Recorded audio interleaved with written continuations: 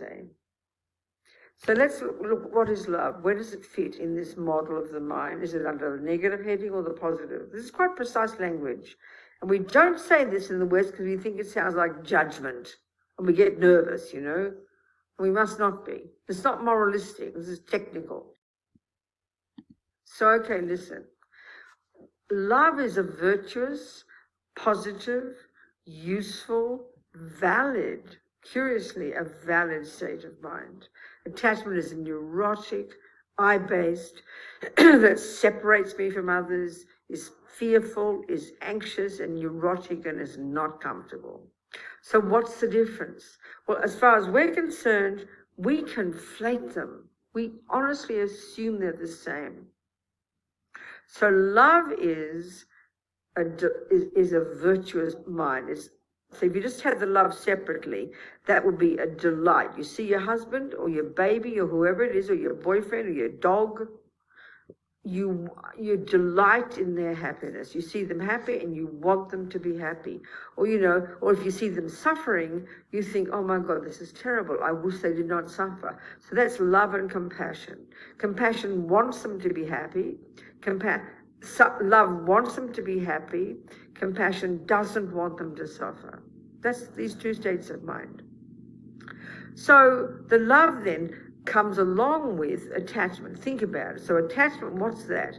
That's under the negative heading. It's based on the neurotic I. It's a misconception. It over-exaggerates. It embellishes. It's needy. It's neurotic. It's controlling. It's hungry.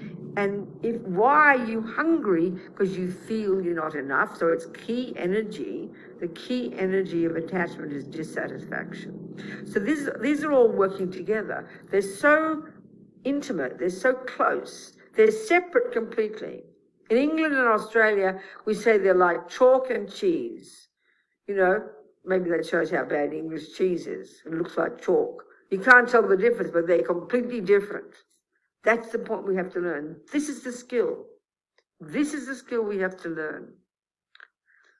So, attachment, if you only had attachment for your husband and no love, you would eat him for breakfast. I promise, you'd be a vampire.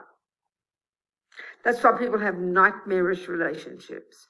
When attachment gets what it wants, if we're both being nice to each other, attachment is getting what it wants, so we look like we love each other, but we don't. We're totally using each other. Attachment is a vampire. It uses.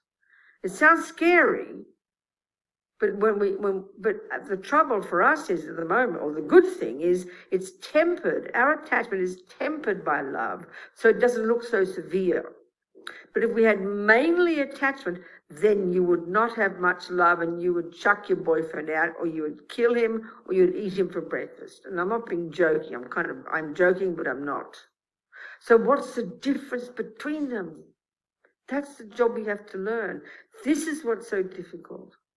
First of all, why? Is because we only have love for those we're attached to. And usually we're only attached to those we love. So already they come together. So love, in fact, there's a really good way to talk about this, which is in the compassion part of the teachings. One of the very first practices we need to learn to develop in order to develop love and compassion for sentient beings. We first have to develop equanimity. And it's a very specific practice. And what equanimity is this heart, when you've got it, is this heartfelt wish, this heartfelt recognition that friends and enemies and strangers, and there's no fourth category, objects of our attachment is a friend, object of our aversion or anger is an enemy, object of indifference is a stranger. There's no fourth category on the planet. These are the three poisons. So equanimity is the heartfelt recognition that friend, enemy, and stranger are equal to each other from one point of view. They want to be happy and don't want to suffer. This sounds so simple, but this is outrageous. outrageous. So when we start to look at the mistakes and what prevents us from having that, this is attachment. So look at your beloved. Look at your poodle, your baby, your girlfriend, your beloved husband, whoever it is, whoever you say you love.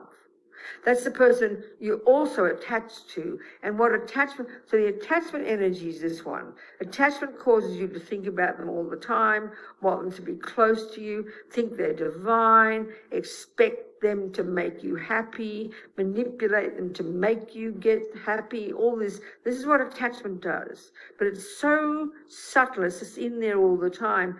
We mistake it for love. So, but attachment is, like I said before, its energy is dissatisfaction. It's like a vampire. It's frantic to get only what I want every second.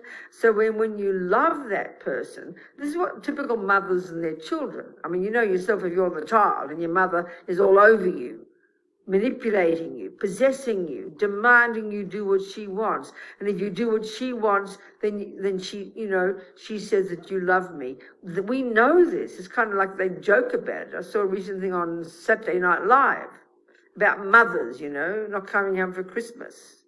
And the way that mothers, this jokey way that mothers manipulate their children.